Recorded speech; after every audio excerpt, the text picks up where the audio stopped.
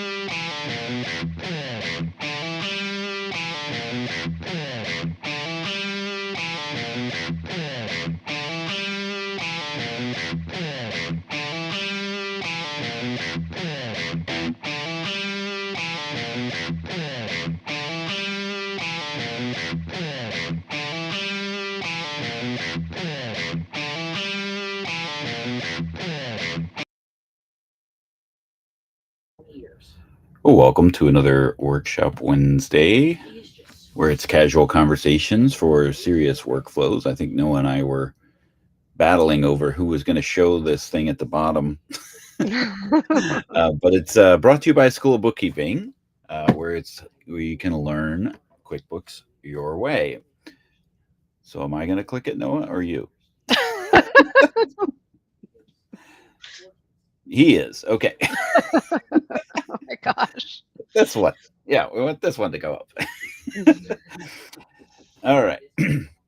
Hi, Rachel. How are you? I'm good. How are you? Fantastic. So, yeah, as Blake was saying, our workshops are eligible for CPE credit, and we do have, I think it's a metric shit ton of prior workshops available for CPE. Know if you want to set up that QR code. If anybody wants to check out our channel on Earmark, we have a whole bunch of prior workshops on School of Bookkeeping. I'm sorry, on Earmark from School of Bookkeeping. And I was telling you, Rachel, Blake and David were doing the accountant podcast. And at the end, they were talking about Earmark and showing, the webinars and things that they had. And there we were. And they even called us out on the podcast, which is really cool. Wow, that's great. We're famous. I know. And Earmark is so cool. I love it. Yeah, it's really great to be able to do the CPE credit on your own time, right? Mm-hmm. And being able to do that. So love that as an option for our community. So today's topic is all about the subtle nuances of inventory in QuickBooks Online. Right? Or maybe not so subtle. Yeah. Well, there are some unique things that you want to be aware of, especially if you're coming from desktop QuickBooks and coming into QuickBooks Online, that it might be a whole new territory for you. Just when you thought you had everything under control with your inventory management in QuickBooks Desktop, here you come over to QuickBooks Online thinking, hey, this is exactly the same. Oh no, not at all, right? And people do. And so, yeah, it is really important to understand the distinction, because I often get a lot of inquiries of people just think it does the exact same thing, and it just doesn't. Yeah. And we have a course on School of Bookkeeping, all about handling inventory in QuickBooks, where we kind of unpack some of the fundamentals um, about inventory management.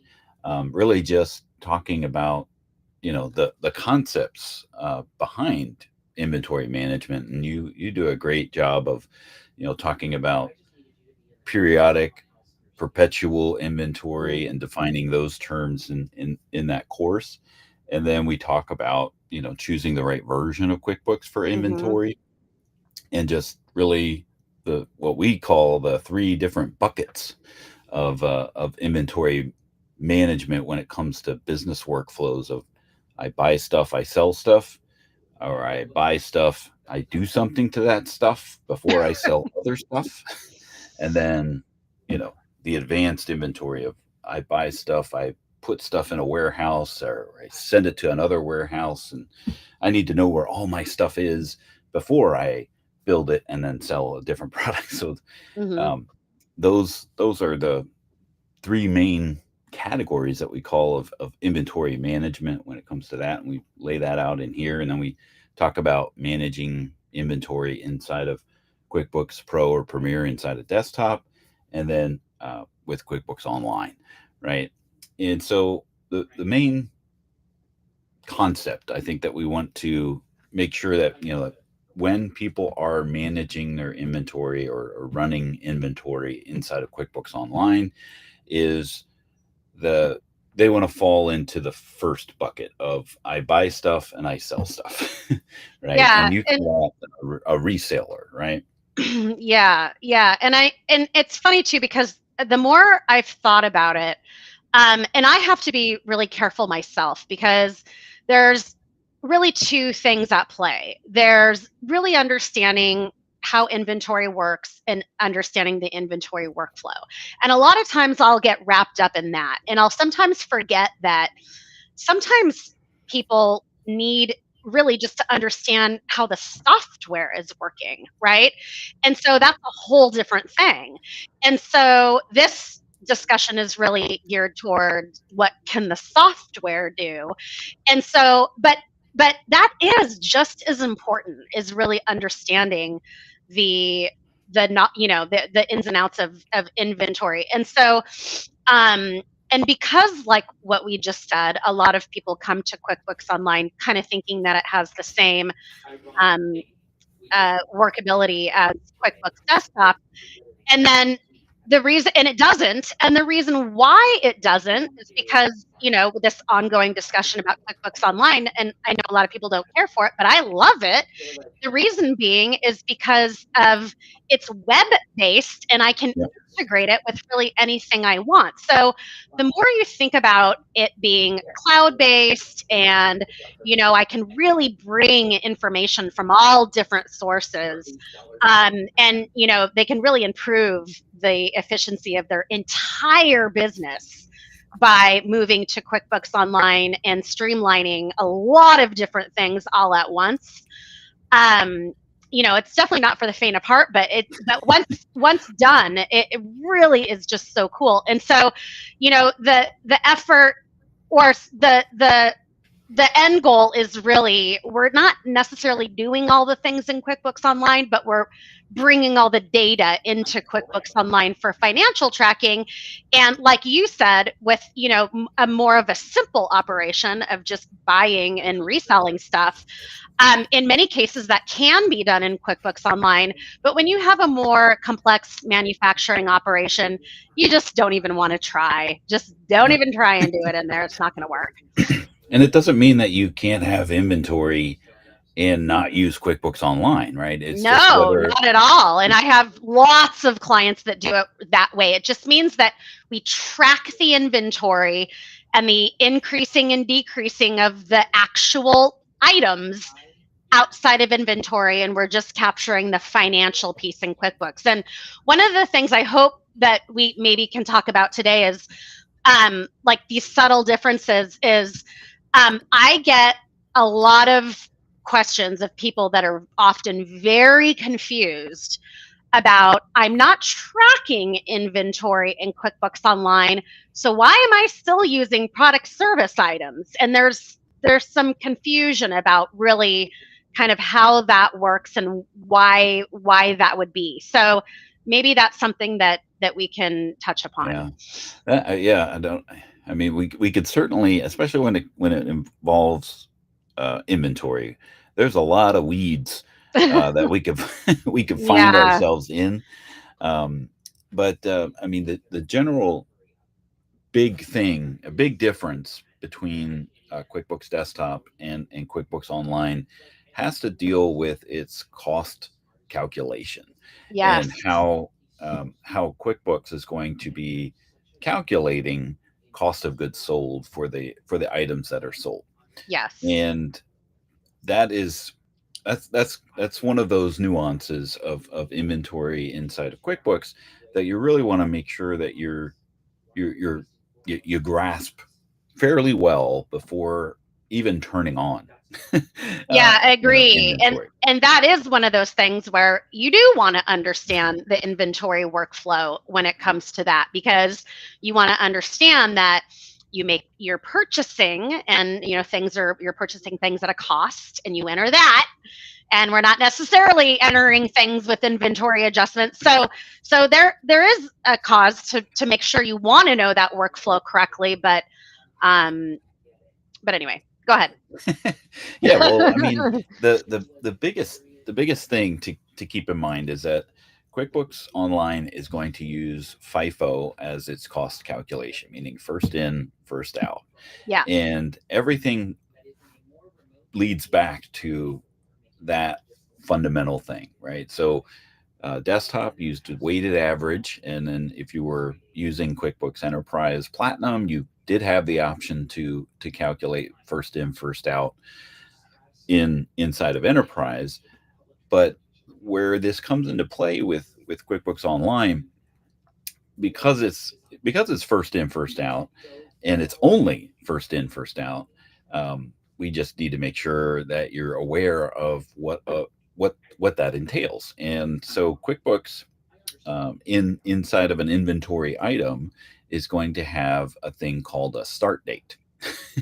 All right. So that it needs to know where the F of first in, first out is actually in. Now, it's not FAFO, it's it's FIFO. But that start date is going to be super important when it comes to using an inventory item. Now, that start date can be changed, right? Like you can always change and move that starting valuation of inventory of, here's that line in the sand of where I'm going to be starting using this item. And that can be changed with one exception, if you've moved from desktop to online, right? So if you're starting, natively inside of QuickBooks Online and creating a brand new item, you can choose when that start date actually is. The purpose being is that you cannot enter historical transactions prior to that start date for that item, because just as the name implies, that's the starting point of QuickBooks calculating fluctuating costs, because it needs to know, right? If you start with 100 widgets at a certain cost, it needs to know when those are depleted before it starts to calculate the cost of goods sold of the next batch that might have had a increase in cost, right? So yeah, that's why that start date is super important. And one thing that I didn't even realize, I was trying to find this article that was on Insightful Accountant. Murph did a really great job of it, and I can't find it. Maybe it's under their premium content that I'm not paying for anymore. But but he had, I didn't realize that there's a limit to the amount of transactions that are going to be allowed for an inventory item because of that start date issue, right? So I didn't know that. Yeah, if you're using QuickBooks Online to track your inventory, you will have a maximum of 25,000 transactions affecting affecting that item before QuickBooks says no.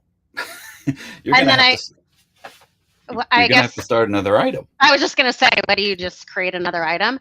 right? Um, But then can you lose I? all the history. Yeah, yeah. Can I just say though, because I'm you're such an expert. And so like I'm kind of thinking of this from the perspective of like I started using QuickBooks Online 5 years ago. And when I first started using it, I was really confused. And it took me a while to really understand. And so so I kind of wanted to like just back up just a little. And I just kind of wanted to say, like, if I was brand new to QuickBooks Online, the one thing that I want to like be clear about to anybody that might be listening is, if I have decided that I would like to track my inventory quantities in QuickBooks Online, meaning I want to know that I have bought 100 widgets and I have 100 widgets on hand, and then I sell 10 and then I have 90 left, and then I'm recording my cost of goods sold for those 10 items sold on a FIFO basis. I just want to say, you can only do that in Plus or Advanced. Right. So even though QuickBooks Online uses a product service item in Simple Start, Essentials, Plus, and Advanced, is there another one that I'm missing? Ledger, but there's okay. I don't think there's any product. I don't think you can even do that in Ledger. But so even though all 4 versions do utilize the product service item, and and all that means is, like, on an invoice, you can, say, like if you're a service-based company, your product service item is going to be landscaping. If you're Craig's Landscaping, maybe you've got landscaping A, B, and C. And so that product service item is going to point towards an account that's going to spit out on your financial statements, on your P&L. Right. And when you're in either Plus or Advanced, you can use that product service item as a product, not just a landscaping service, but actually a product. And that product can be an inventory item or a non-inventory item. And all that means is, and the only reason I'm saying this is I wish somebody would have told me this right in the beginning, like I was a kindergartner. Yeah. And so in that, in Plus or Advanced, if I can do an inventory item or a non-inventory item, the inventory item is going to allow me to track the ups and downs of the quantity of what I'm buying and then what I'm selling. That's all. And that's what you would, if you were tracking your inventory in QuickBooks Desktop, that's what it'll allow you to do in QuickBooks Online, with all of these limitations that, like what you're talking about with, the start date and what can come over from QBD and all this stuff. But you can use non-inventory items forever and never worry about tracking inventory if you have to. It is an option that you can do. And like we've said before, there are many circumstances that I have clients that are simple enough that they are buying stuff and reselling stuff and not even a lot of stuff and small purchasing, that we can manage it very simply in QuickBooks Online, map it, and it's all great. And you can connect to e-commerce channels and so on and so forth. So so that's something that I really wanted to say, because there are people that they may be super skilled bookkeepers, but they're not used to QuickBooks Online. And so, that is something that, once you've determined those buckets, buy stuff, sell stuff, buy stuff, or whatever, then, you can do it. And you really, it takes a little bit, but you can really, you'll get it, and you can really manage your inventory quite well here in QBO, and good. I'm glad you're showing that. Yeah. So as you're talking, right? So there's the products and service list, which I think, to your point, the terminology is where, people get bent around the axle about, okay, if it's a products and service list and I sell products, well, then I should track inventory. Well, no, Yeah. it doesn't mean that for sure, right? But there are Yeah, some. and the reason, sorry, just before you say this, the reason why I really wanted to like hammer this home is because my clients are constantly confused about this. And so, or not even necessarily my clients, but just other people I talk to. And so, so a lot of times they'll say, well, just point the product service item to this account. Well, you in some situations you have to create a new item that is just going to point to an account. Sometimes you don't need to, and so it can get really, really confusing. So that's why I think it's important to talk about these fundamentals. So as they're listed here, so I just brought up the product and service list and clicked on creating a brand new item, and the first thing it asks you was what type of item it is, right? So you've got your inventory items at the top, right? Products you buy and or sell to track quantities of. That's pretty much, the workflow that you would want to do if you wanted to create an inventory item. Then it says non-inventory items, products you buy and or sell, which sounds very familiar to an inventory item. Uh-huh. But don't need to, and then in parentheses it says or can't. Yeah. track And you know what? quantities of. I almost wish that Intuit would update that description to say, because this is again a source of confusion constantly, is to update that to say, because maybe you're tracking your inventory somewhere else. Because a lot of people are coming to QuickBooks Online because they're tracking it in an inventory app or somewhere else, or in Shopify or in whatever. And so we don't want it tracked in QuickBooks Online. As a matter of fact, you shouldn't be tracking it simultaneously here and there.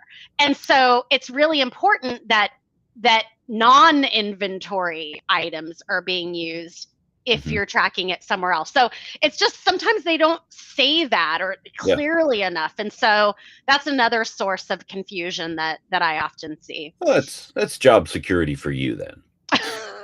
Right. Well, and they use an example of, for an example, nuts and bolts used in an installation, right? Like, yes, you do not want to track, the lumber that you purchased or job supplies as individual things, unless you do, right? Yeah. Unless you have a whole stockpile of stuff that you need to know the comings and goings of all of that stuff, right? So yeah, and that's a very common example of, I don't want to track inventory because I have a bag of nuts and bolts. I mean, in accounting and bookkeeping speak, that's true. But now that we've entered this world of tech and integration and apps and all these different things talking to each other, it needs to be extended to, because if you are tracking your ups and downs in a different system, we don't want to do that here. Right. And then another type of item is service, right? So services that you provide to customers. So the basic difference between service items and non-inventory items is whether this is a thing or labor, right? The work that you're doing, right? So that's a simple thing. But here's the mind-blowing thing, is that there is no difference to QuickBooks between a service and a non-inventory part as far as the functionality is concerned. No, they're basically the same. Yeah, you can have services that essentially are non-inventory parts, and they behave the exact same way when you use them. Yeah, they do. And as a matter of fact, in some inventory apps, when it brings over these transactions, if the item, product service item, isn't there, oftentimes it'll create one, and sometimes it'll create a service item. And you're like, what? but the system understands them to be basically the same thing. Exactly. So I mean, just kind of looking at my list here, right? This is my candy listing here. I I have a 5 Beach Mint 10 count gum that's listed as non-inventory, which would have the same thing as it would have the same potential use as far as QuickBooks is concerned as this finance charge item that I have set up as a Yeah. service, Yeah. right? And this gets into some of the differences between desktop and online, where QuickBooks desktop will have a variety of other item types that you can choose, like other charge payment Right. items, and those types of things. But again, a lot of those don't have any different functionality. It's just what you call them to kind of Yes. make that make more logical sense, right? Yeah.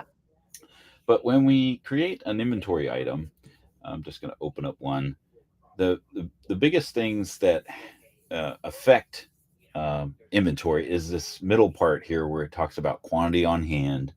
Allows you to adjust the quantity on hand that you have and your starting value. You can put in things for reorder points so that it doesn't physically get below a certain point before you reorder it, because last thing you want to do is run out of stuff when somebody wants to buy it. And then it'll list the quantity on the purchase order, and then it's going to ask you, where do you want the value of your purchases to go to as far as what's on hand in that inventory asset account, right? That's the section of inventory that's on this particular type of item. And the nuances are all based off of, some, the things that you do inside of here, right? So because we were talking about first in, first out, the starting date, and a limitation of 25,000. And the reason being behind all of that is because every time that you use that item on a transaction, it has to go back to that start date to make sure that it is calculating the O of the first in, first out, right? And make sure what order that those items are in, and what the cost was associated with that.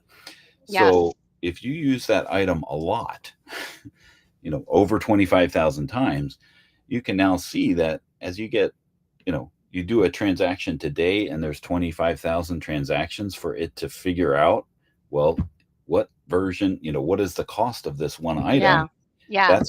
That's gonna cause some, some And I- gears to be and- spinning and smoke to be Yeah. coming out of the servers, right? I would also guess if there's a lot of purchasing, right?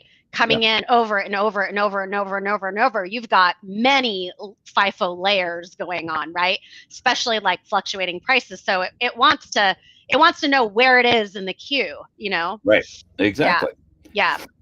So Matt is asking, what's the most common error with inventory tracking? I would have to say the most common error is not setting it up properly, and where people will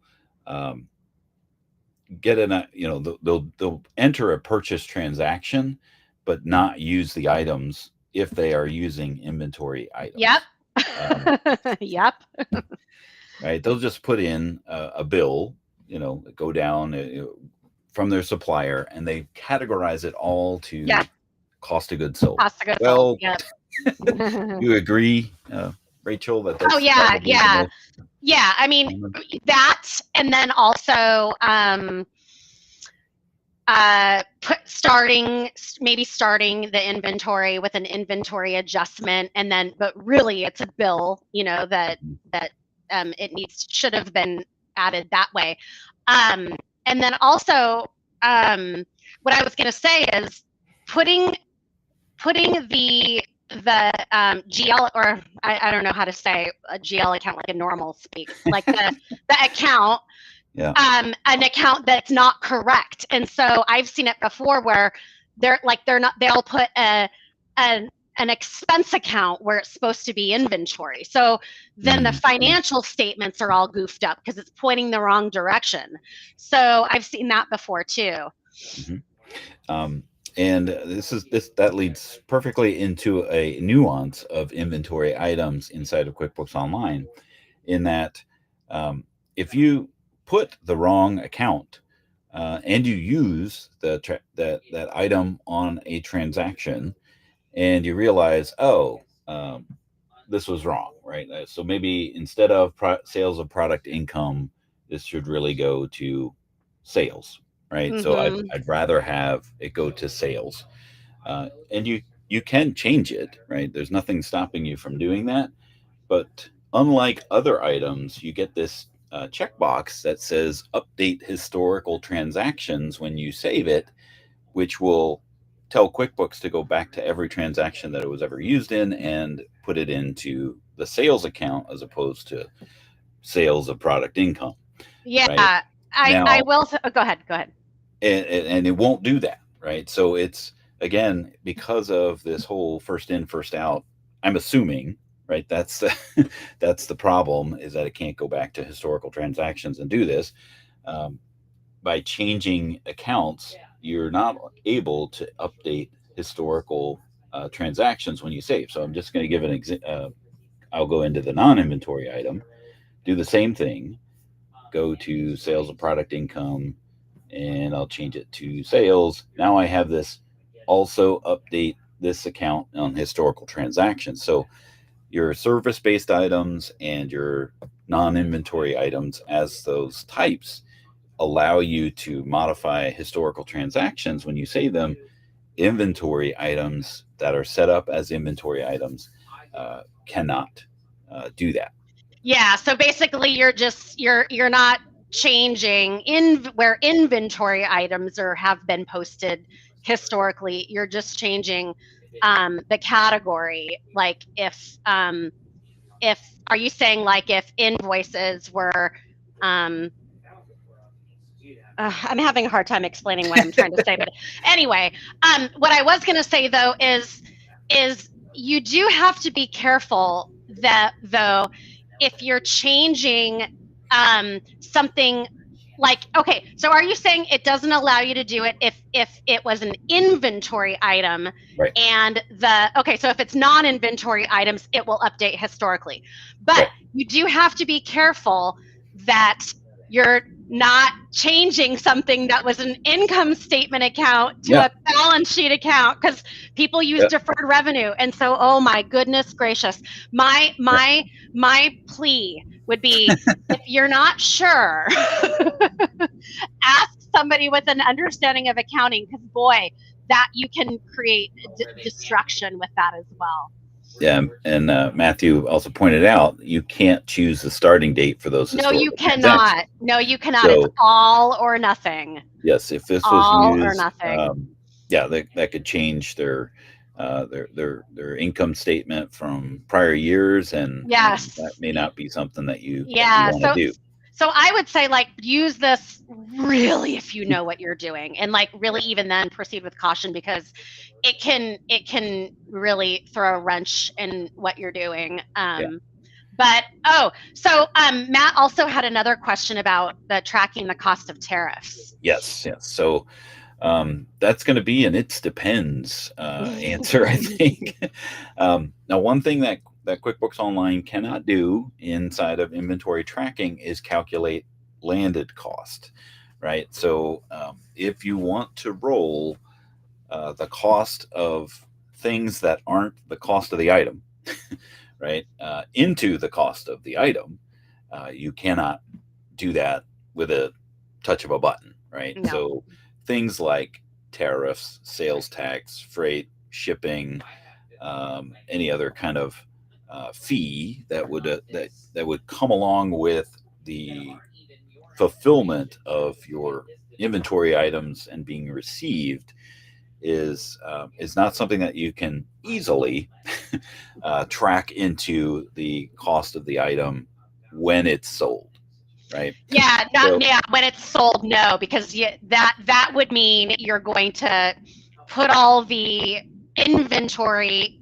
related costs, such as tariffs and shipping and insurance and whatever, onto the balance sheet with the inventory and expense it at the point of sale, your only option would be just to put it to cost of goods sold right off the bat. And if you're dealing with tariffs, chances are you're dealing with large quantities, and for my bigger sellers, and there you can't just hit cost of goods sold right away with that. So yeah, and there's a trade-off when it comes to rolling in all of these fees into the weighted average, or into the cost of these particular items, because you lose that visibility into, well, how much did these tariffs actually cost us, or these fees, or what have you, because you're just rolling it into that landed cost of that particular item.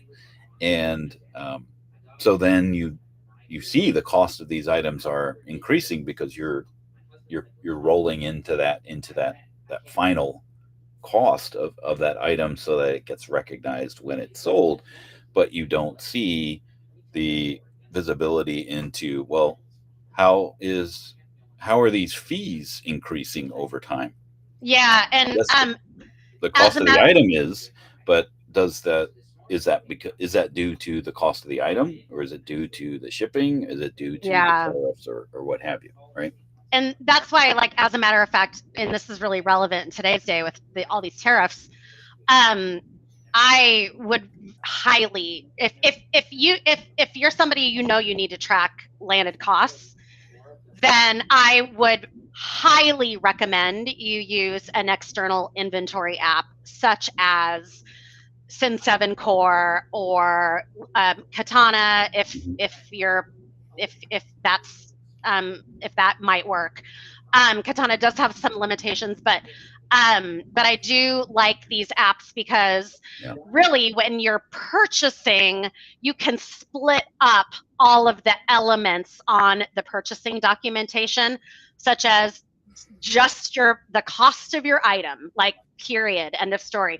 And then if you need to add in, additional labor costs, or any type of premiums on that, or freight, or insurance, or additional duties, or whatever, those apps have the ability to enter them as landed costs, so you can see the detail of that when you're looking in your inventory system. And then so you can separate that out. And then the great thing is then when it sends the value over to QuickBooks Online, it'll put the cost of the whole order all together on your balance sheet. And then when you do that little bit of cost of goods sold with each point of sale, it'll grab the portion of tariff that's allocated to that one SKU, and the portion of freight that's allocated to that one SKU. It's really, really great. And so that's where I highly encourage, you get with an expert in, this external inventory tracking, because you really just don't want to do that in QBO.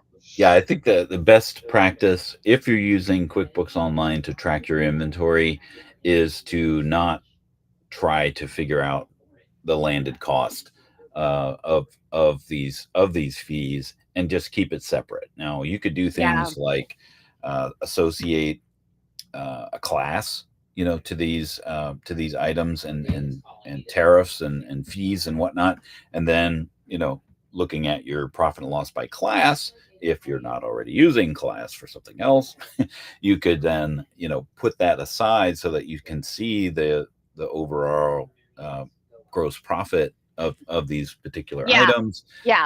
And then use that as a reporting. But if you do need to move these fees into the landed cost of the item, I would agree with you. Yeah, and even like that same example that you just gave, I would still only do that if it was like a few shipments. I would not do it if it was heavy. And like, you have those people that are like, well, I don't want to pay for blah, blah, blah. And it's like, well, I'm not gonna use something for what it's for if it's not made for that. And so that's where I've sometimes run into that before, where they want to force something into QBO that's not really meant to do that. And I'm also not going to lose any more of my hair over that. You know what I mean? I'm not going to like yank my hair out because we're trying to hack landed cost into QuickBooks Online. I'm not going to do that. Right. Now, the last topic, because we're already over time, we went down several weeds. Thanks, Matt. For that but those are really important questions, and tariffs now are a huge deal, and that's why people really need to know, like, can I do this in QBO? Like, it's a common question. Yeah. One of the last things that we want to talk about with when you are using inventory, the cash basis reports are not going to be accurate, or they're not going to be what you expect them to be, because when you have inventory turned on in this whole first in, first out, that is an accrual based type of workflow. Would that be the simplest way to describe it, Rachel? Yep. Yeah, because like what we were saying earlier, when I recognize the sale at the point, at the point of sale, like when the sale is made, I'm recognizing the cost of goods sold at that point. And until then, I'm not recognizing it on my P&L. So you really have to make sure that you're doing your accounting on an accrual basis, and you're running your reports on an accrual basis. So if you're buying and selling goods, I wouldn't ever do that on a cash basis anyway. Yeah. And QuickBooks even tells you, but it doesn't tell you inside of QuickBooks. It tells you on an article, right? So cash basis reports are incorrect when inventory items have a zero sales price. So this is one of the causes of those things, but also just using inventory items in general has, because it has to go back to all of that the first in, first out is going back to that start date, and all of that recalculation, it just excludes most of the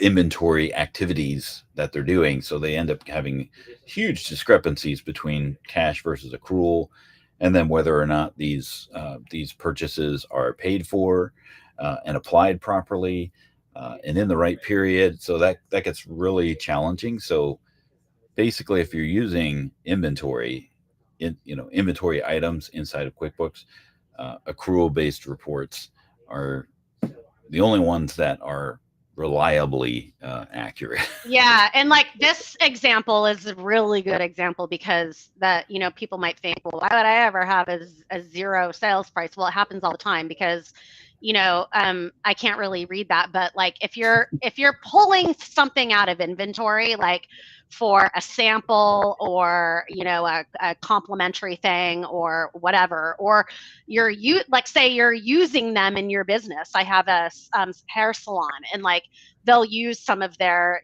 inventory for to use up in the salon or whatever. You still want to recognize the cost of the item that you're using up, and so you'd use a $0 invoice, and so it's just not going to work on a cash basis report.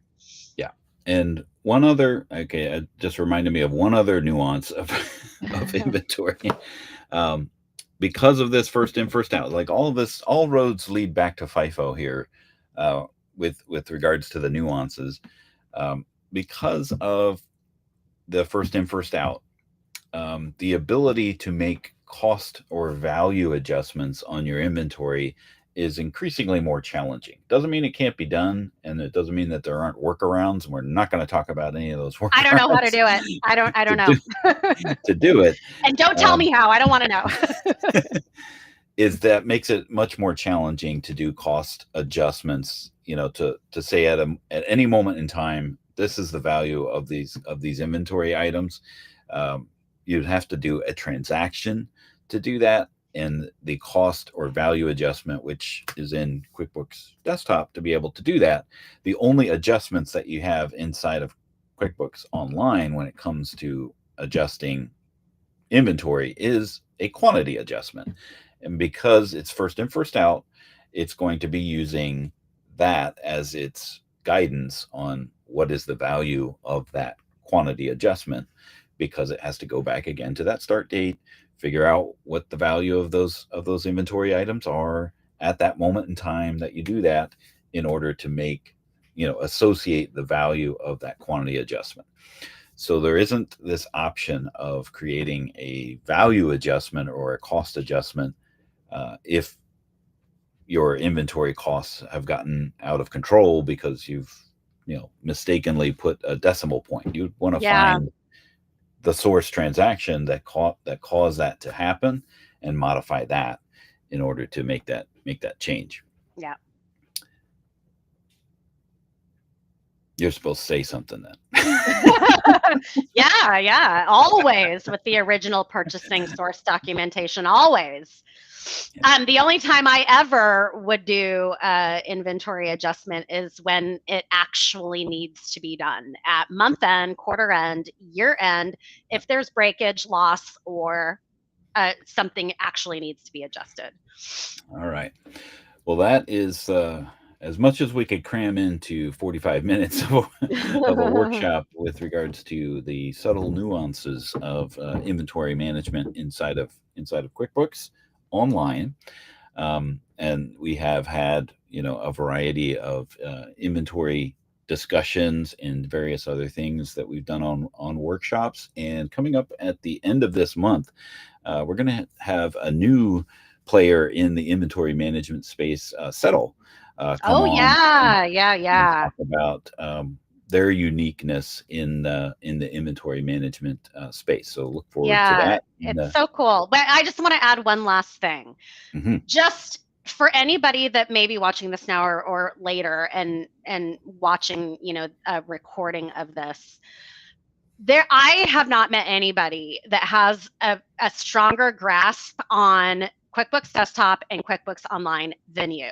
So if anybody really needs to understand like the inner workings of QBO, especially as it pertains to inventory, there is nothing more difficult that you can do in QBO than inventory. And especially if you're having to go back and look at historic and, fix something or hunt for something or whatever. I mean, don't waste your time, Intuit, calling support. Your quick answers, like go to School of Bookkeeping. I'm telling you, just do it because you really know your stuff when it comes to this. Nobody knows it better than you. Well, thanks. I appreciate that. I think it's part of the history. But I mean, I have to say this stuff because when I was first trying to figure out a lot of things, I mean, I'm an accountant, I understand accounting, but really have a firm grasp on the software and what it does and how it does it. Took me a while to get used to it. And, I wasted a lot of time. And so I always would like to point people right to don't waste your time, just go straight here. Don't learn from my mistakes. And that's and that's really what I've done over the course of 20 years is made a lot of mistakes in order to get some valuable lessons. So really my time in the point of sale and retail, that was definitely a learning by fire. And I mean, I don't think if anybody had even the most complex question of screwed up inventory valuation within QBO, I don't think there's anything you couldn't figure out. So, where there's a will, there's a workaround, and we'll figure it out. I appreciate that.